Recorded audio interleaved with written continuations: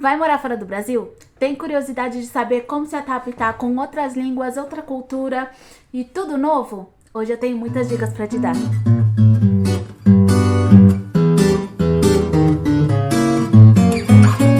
Oi, meu nome é Larissa e eu sou flautista profissional. E bom, eu comecei a lançar uma série de vídeos ano passado sobre como estudar música no Brasil e tudo relacionado sobre carreira musical. E hoje eu venho aqui para poder, resumidamente, atualizar vocês. Aqui no canal tem vários vídeos explicando exatamente o que aconteceu, qual foi a reviravolta que teve na minha vida no último ano. E, bom, tudo mudou, minha rotina mudou completamente, então ficou bem difícil de eu gravar vídeo aqui pro YouTube e eu acabei priorizando outras coisas. Mas tudo tem seu tempo e eu tô aqui de volta pra contar um pouquinho de tudo que aconteceu e tentar ajudar quem tem esse plano de morar fora. Tá, eu vou tirar esse óculos aqui, que eu acho que tá dando muito reflexo. Então, o primeiro tópico que eu escolhi foi sobre língua. Bom, você deve estar me perguntando aí, língua, Larissa? Mas você tá na Espanha. Sim, eu estou na Espanha. Quando eu passei na Reina Sofia, o primeiro pensamento que veio na minha cabeça é: ótimo, espanhol, vai ser moleza. Não. E por que isso? Porque o espanhol a gente entende muito bem, o brasileiro ele tem essa facilidade com o idioma, só que a grande questão é que eles não entendem a gente, principalmente o espanhol. O latino talvez entende um pouco mais, mas o espanhol da Espanha, eles têm um sotaque muito diferente e eles não estão acostumados com os nossos sons. Tem muitos sons no português do Brasil que não existe no espanhol, por exemplo. A gente fala muito a gente fala muito, toda vez que tem o M, o N, tipo, o nome de uma pessoa. Eu tenho uma amiga chamada Elaine e é muito difícil de falar. Eles não conseguem falar Elaine, eles falam Elaine, porque eles não têm esse som no espanhol. Então, para eles entenderem a gente é muito difícil. Então a conversação fica terrível, porque eles toda hora perguntam o que você tá falando, ou então eles ficam com vergonha de perguntar e ficam só balançando a cabeça. E às vezes você faz uma pergunta e a pessoa não entende. Então, assim, a língua foi muito difícil porque eu nunca tinha estudado espanhol de verdade. Alguns meses antes de vir pra cá, creio que 2 ou 3 meses, eu comecei a estudar. Mas obviamente que eu cheguei aqui, eu não sabia, a realidade é muito diferente, né? Então a gente consegue dar um buenos dias ou coisas assim, mas na hora de conversar de verdade, de participar de uma aula, principalmente eu que estou fazendo mestrado, então o assunto não é muito fácil, tem muitas terminologias que são diferentes. Até você entender tudo e começar a decorar, memorizar o significado das palavras demora.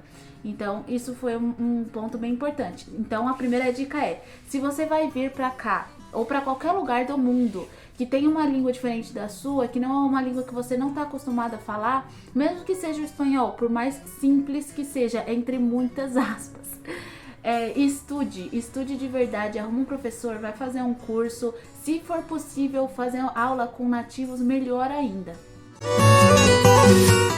O segundo ponto que eu quero falar é sobre amizades. Aqui é bem complicado você fazer amizades porque o espanhol ele não é aberto e carinhoso como o brasileiro. Bom, eu tentei me preparar da melhor maneira possível e mesmo assim, quando a gente vem pra cá é muito diferente a convivência, né? Porque a gente só ouve falar e falar, isso aí tranquilo, vou levar de letra. E quando eu cheguei aqui, eu me deparei com uma Larissa que eu não sabia que existia, que é uma Larissa tímida, cheia de insegurança, com muito medo do que as pessoas vão pensar. Então eu tinha muito medo de falar, porque toda vez que eu falava, se saía alguma coisa errada, eu me sentia assim super desconfortável. E, bom, pra mim a solução era não falar. Então até hoje tem gente que acha: nossa, a Larissa é super tímida. Quem me conhece sabe que eu sou uma pessoa muito extrovertida e eu falo demais, tanto é que meu vídeo sempre fica muito longo porque eu acabo falando mais do que eu deveria. Mas é uma questão que eu tive que lidar aqui, uma questão muito psicológica também, porque você no Brasil, qualquer coisa você tem um amigo pra ligar, você tem essa coisa mais íntima, né? E criar intimidade com o espanhol e, bom, em qualquer outro país é muito difícil. eu conheço outros brasileiros que não teve esse problema, mas infelizmente eu tive, e era uma coisa que eu não imaginava que eu ia ter, que eu vim com a cabeça aberta e eu falava assim, não, eu vou dar o meu melhor, eu vou fazer de tudo pra poder me enturmar, eu vou fazer de tudo pra aprender a língua rápido, e daí quando chegou aqui não foi assim. Então, ter essa consciência. A segunda dica que eu tenho é você ter muita paciência e não fazer amizade, não depositar todas as suas expectativas em uma pessoa só, porque foi o que eu fiz. Eu me decepcionei com algumas amizades e no final das contas foi má sorte mesmo. Então tenta fazer bastante amizade com várias pessoas, conversar. Se você vê que o santo não bateu, tenta conversar com outras pessoas, porque uma hora dá certo, uma hora você se encaixa e, bom, a vida é assim. Tá, sobre comida. Como eu disse antes, eu pesquisei muito sobre as coisas aqui da Espanha, mas mesmo assim eu não tinha muita noção quando eu cheguei, porque a gente vê alguns pratos típicos e etc, vê foto, mas quando vai comer de verdade, assim, ter uma rotina no país novo, os horários das refeições, a gente percebe como é diferente da nossa cultura, né? Então aqui a comida não é ruim. Eu tive a sorte de fazer uma mini turnê com a orquestra da escola. Conheci Hungria, Eslováquia e Áustria. Esses 3 países. A gente ficou alguns dias e comeu a comida de lá. E bom, desses 4 países que eu conheci, contando com a Espanha, a Espanha tinha a comida mais gostosa. Depois eu conheci França e Itália, e bom, França e Itália também tem uma comida deliciosa, mas esses outros países eu fiquei tipo, ai senhor, que saudade do Brasil. Mas enfim, tudo a gente se acostuma e se adapta. Por exemplo, aqui tem as comidas deles, né? Mas se você for no mercado, você encontra arroz, feijão, carne normal que a gente come no Brasil. E eu adoro cozinhar, então eu sempre cozinho e como as comidas que eu tô acostumada. Óbvio que os grãos não têm o mesmo sabor, então o feijão e o arroz têm um sabor um pouco diferente. Mas não é ruim, é só questão de se acostumar mesmo. Queria falar um pouquinho das refeições deles, né? O espanhol, ele come muito tarde, porque aqui começa a ficar claro, muito tarde também, quando é mais ou menos 8, 8 e meia que começa o sol sair. Então eles tomam café às 10, 11 horas da manhã e daí vão almoçar lá para as 4 horas da tarde. E tipo, é muito esquisito. E jantam também às 9 da noite, mais ou menos, que não é tão cedo como no Brasil. Então isso até hoje eu não me acostumei. Eu tô ainda lutando com isso. Lógico que às vezes não tem como, que a rotina... Às vezes eles me colocam aulas meio-dia, 1 hora, da meio-dia às 2. Aí você tem que comer só às 2 horas da tarde. Então isso acaba atrapalhando a rotina. E eles comem normalmente a tostada, né? Que eu vou colocar fotos aqui. A tostada com tomate e café com leite normal. E às vezes a tostada vem com Ramon também em cima. E o suco de laranja que não pode faltar. Esse é o café mais típico espanhol. Eles também gostam muito de comer churros e de manhã com chocolate, que é meio gorduroso, meio pesado.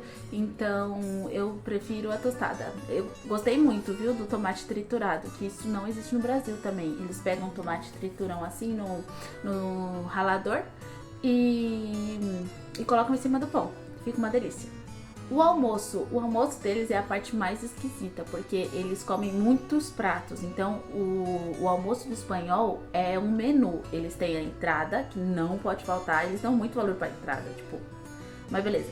E daí, a entrada normalmente é uma salada, uma sopa, um prato mais leve. Às vezes eles colocam petiscos com azeitona... com amendoim, com queijo. Eles comem bastante queijo, tomam muito vinho, como um bom europeu. E aqui as coisas são muito mais baratas, então isso é super possível.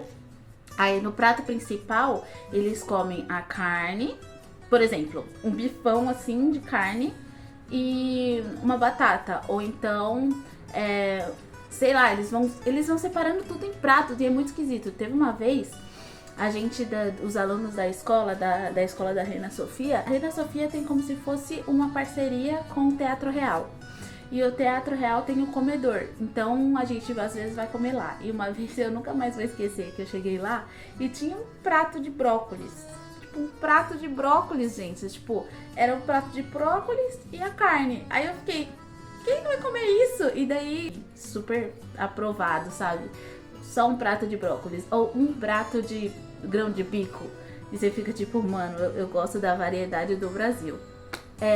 Sinto muita falta de alguns itens que eu até fiz uma lista aqui que eu vou ter que comer no Brasil quando eu for de férias, porque não, praticamente não existe aqui, não é a mesma coisa. Se existe é muito diferente, que seriam a pizza de frango com catupiry, a coxinha de frango com catupiry. Pra você ver, não existe catupiry aqui, então é muito gostoso essas comidas no Brasil. A pizza é super sem recheio, ela tipo, não tem recheio, é só a massa assim, o molho e um pouquinho de nada de coisa em cima. Então isso eu sinto muita falta do Brasil. Açaí, tapioca, cachorro quente com a salsicha sadia, sabe? Porque a salsicha daqui é assim, é muito estranha. Ela não tem muito gosto de salsicha, a salsicha que a gente tá acostumado, ela é meio insonsa. E a linguiça daqui também nem se compara com a calabresa, eles chamam de chouriço, né? Chouriço. E ela normalmente vem com muita gordura e solta uma tinta, um corante quando você vai fritar, é muito esquisito. Mas tem algumas que são boas, então é coisa de pesquisar. Como eu disse, nos primeiros meses a gente acha tudo ruim porque a gente não sabe escolher no mercado, a gente não conhece. Depois a gente vai se adaptando ao lugar e, bom, eu sinto falta dessas coisas, mas eu não vou morrer se eu ficar sem, porque eu consigo adaptar com coisas que eu mesma cozinho. Então essa parte aí você pode ficar bem tranquila. Toda vez que você for para um lugar, se você gostar de cozinhar, você não vai passar por apuros. Tá, sobre o clima. O que eu queria falar sobre o clima? Aqui em Madrid é muito, muito, muito seco. Então a gente não tem umidade e também não tem aquela brisinha, sabe? Ou seja, eu amo o inverno, o outono e a primavera aqui. É uma delícia essas estações. Muito gostoso, porque não é muito frio. E não neva. Então se você quer ver neve, você tem que ir para as montanhas, que é 1 hora de carro mais ou menos. E de transporte público tá 1h30, 2 horas. Então tem essa possibilidade de você ver neve, só que na cidade não neva. Teve uns fenômenos naturais que nevou, acho que em 2019, bem na pandemia, 2020 por aí, nevou muito aqui em Madrid, mas isso não foi normal, foi a primeira vez em muitos anos. Então, até hoje, se eu quero ver neve, eu tenho que ir para as montanhas. E o calor é o que mata, porque eu falava assim, sou brasileira, né? Eu sei o que é calor. Não, eu não sei o que é calor. Porque quando eu cheguei aqui, bateu os 38 graus. Mas tipo assim, você pode falar, no Rio de Janeiro faz 38 graus, mas o problema não é isso. O problema é que não tem nenhuma brisinha. Tipo, é um calor que você cozinha. Você sai do banheiro já suando, você dorme e você soa, você acorda, você tá suando, você fica rolando na cama, é horrível, horrível, horrível. Eu já não gostava de verão, agora eu odeio. Eu fui obrigada a comprar um ar-condicionado portátil, porque era impossível dormir. Gente, horrível. Aí você passa a maquiagem, não importa o tanto de pó que você passa na cara, ele faz assim, escorre. E nos transportes públicos ainda tem que usar máscara, então...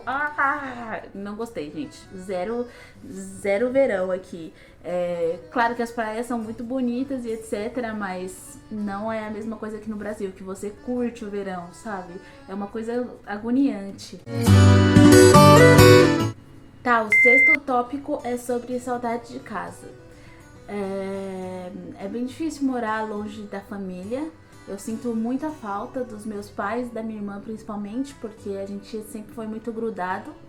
E a gente conversa por WhatsApp e por chamada de vídeo também, mas não é a mesma coisa. Então tem algumas horas que batem uma bad assim, mas depois passa, assim. Eles entendem porque a gente veio, quando eu digo a gente, é eu e meu marido.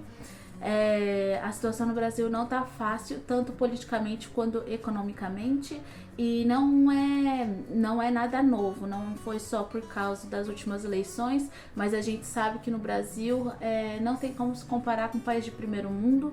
Então, além de tudo isso, a área artística acaba sendo muito afetada e a gente como artista se prejudica. Então eu vim pra Europa, a vontade de vir pra Europa, além de estudar, é começar começar uma vida nova, então eu não pretendo voltar pro Brasil pra morar. Mas eu tenho um amor muito grande pelo Brasil e eu sinto muita falta da minha família. Mas a gente vai resolver isso com visitas. Então eu vou visitar eles, eles vêm me visitar e a gente vai se adaptando às coisas que a gente tem na mão, porque nem tudo é como a gente quer. A gente sente que o país, que é a Espanha, ela valoriza muito mais a cultura do que no Brasil. Então a gente acaba aceitando essa situação e continua vivendo.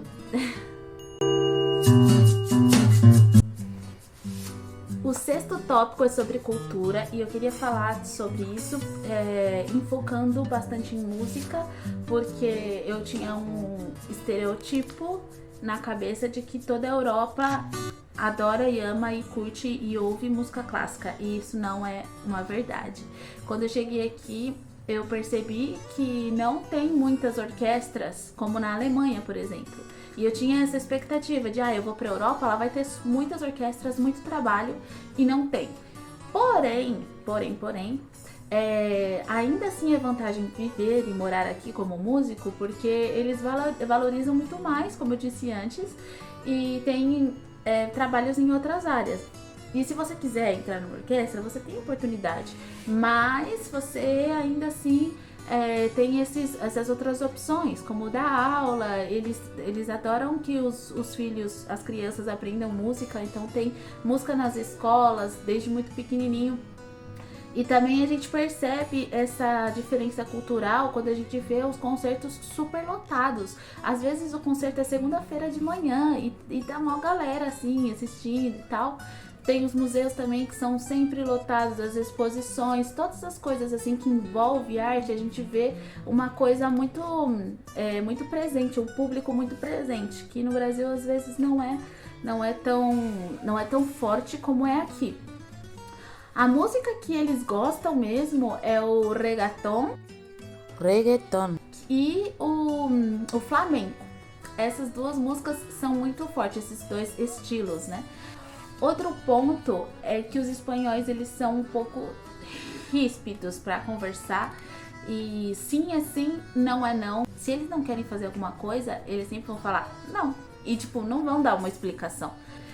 Isso acontece também nas lojas, então às vezes é muito estranho, porque quando eu entrava nas lojas, principalmente aqui no centro de Madrid, que é muito turístico, a primeira coisa que eu esperava é o lojista ficar implorando pra eu comprar, como acontece no Brasil, que isso é super normal, o lojista ficar no pé, oferecendo coisa, não sei o que, e o lojista não fala com você enquanto você não falar com ele. Se você não falar com ele, ele não vai olhar na sua cara.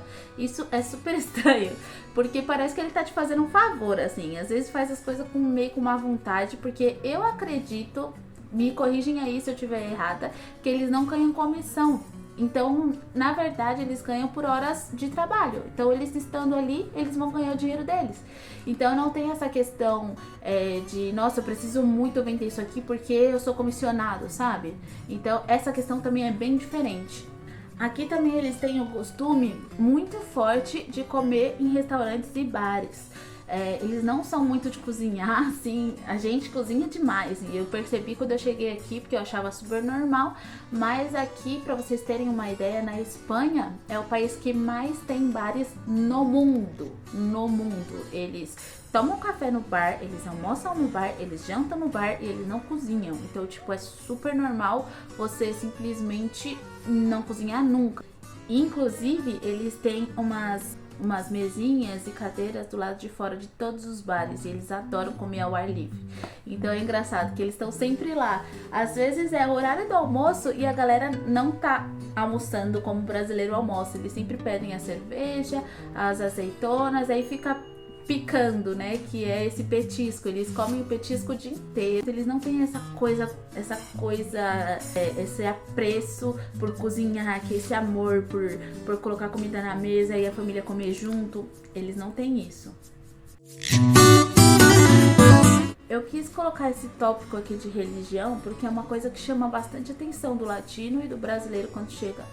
Porque, para vocês terem uma ideia, eu até pesquisei, 64% da população é católica, isso contando com praticantes e não praticantes, e todo o resto praticamente todo o resto não acredita em nada. Então, assim, para vocês verem o grau. E aqui eles têm uma porcentagem grande, muito grande de estrangeiros. Então são 47 milhões de espanhóis, em que 5,5 milhões são estrangeiros. E é engraçado como isso influencia na vida das pessoas, porque até o vocabulário deles, eles não mencionam Deus nunca. Isso chamou bastante atenção, que eu cheguei aqui praticamente depois da pandemia. E quando eu cheguei, eu conversava com as pessoas que já estavam morando aqui e eles relatavam coisas do tipo, era muito estranho porque as pessoas morrendo, acontecendo tragédias e você nunca ouvia tenha esperança porque Deus está com vocês, ou então vou fazer uma oração e tal. Isso não existe, é muito estranho isso, assim, tipo, eles não têm esse vocabulário cristão que a gente tem. Então eu achei interessante falar sobre isso, porque a nossa realidade é muito diferente. A gente tem Deus muito presente na nossa vida. E a porcentagem de ateus que tem aqui é astronômica. Inclusive, tem muitos missionários justamente por essa questão. E os missionários, eles sempre falam aqui que é muito difícil de um espanhol se converter. É muito difícil. Não é que nem no Brasil. No Brasil a gente ouve o tempo todo, mesmo se você não acredita. E muitas vezes quando essa pessoa que não acredita, ela ouve, ela acaba mudando de opinião e ela se converte ao cristianismo, ao catolicismo, o que seja, entendeu? Então eles têm uma coisa com essa salvação muito diferente também, que a maioria deles, tô generalizando para vocês poderem entender. A maioria deles, eles batizam as crianças na igreja católica e na cabeça deles, o filho deles está salvo. Então, tipo, eles não precisam mais da igreja, eles não precisam mais de Deus, eles não precisam fazer mais nada. Então, eles simplesmente para de ir para a igreja e de ter comunhão e tal. E pronto, a vida já está ganha. Vamos viver a nossa vida e não tenho que prestar contas, prestar contas a nenhuma religião. Para finalizar, o 8º tópico é sobre a nova vida acadêmica. Como eu disse antes, eu fiz 10 anos de conservatório, estudei 10 anos na EMESP e depois um pouquinho mais, depois da faculdade. Aí eu fiz a faculdade, que foram 4 anos de bacharel em interpretação musical e flauta transversal. E quando eu cheguei aqui, eu senti que eu estava um pouco atrasada, mesmo com todos esses anos de estudos, porque eles têm uma base teórica muito estabelecida, assim. E, bom, eu entrei no mestrado, então, obviamente que os professores não explicavam coisas básicas que eu já deveria saber. E a gente, muitas vezes, foca muito no instrumento no Brasil e deixa a teoria de lado. Quem mais estuda teoria no Brasil são compositores e essas pessoas que querem ser maestros, coisas assim. E aí os músicos de interpretação acabam focando no instrumento e não explora muito esse mundo teórico. Então isso foi uma deficiência bem grande quando eu cheguei aqui. Tem muitas outras coisas que eu quero citar, mas eu queria fazer um vídeo específico só sobre a vida acadêmica, né, a parte do mestrado, para explicar para quem não conhece como que funciona essa questão das matérias, quais matérias eu tenho, como funciona, quais são os requisitos e o que eu senti falta. Eu queria fazer um vídeo bem específico. Se você gostou desse tipo de tópico, desse assunto, comenta, curte, não deixa de se inscrever no canal, porque só assim para eu saber se meu conteúdo tá chegando e se vocês estão gostando, tá bom? Por hoje é isso, gente. Eu espero que eu tenha sanado as dúvidas de algumas pessoas que me perguntaram pelo Instagram, porque fazia um tempo que eu não aparecia aqui. Se você não me segue no Instagram, eu vou deixar aqui o arroba. E, bom, até o próximo vídeo.